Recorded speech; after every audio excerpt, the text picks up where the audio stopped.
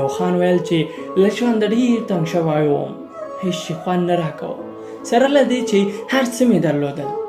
یو ورځ د ډېرې نفس تنګۍ له وجې له کوره راووتلم، د باندې ګرځېدلم چې پر یو مسجد مې سترګې ولګېدې، مسجد ته ولاړم نو اودس مې چې وکړی.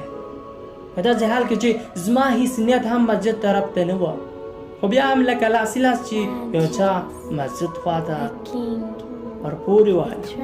خیر چې اودس مې وکړی، مسجد ته دننه داخل شوم چې لمونځ وکړم.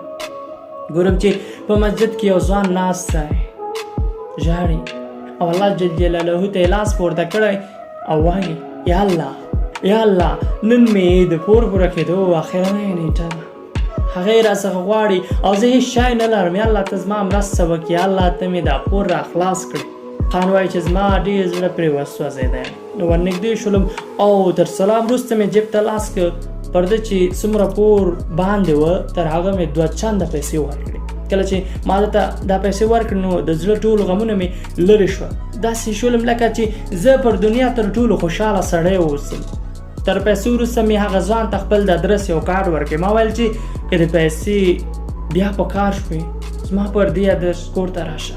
خو ځوان هغه کارډ بېرته ما ته راکړی او راته وویل چې که زه ستا دا کارډ واخلم نو هغه ذات به راڅخه خوابدی شي چې ته یې دلته را استولی یې، زه ستا نه بلکې د همغه ساعت کور ته راسم.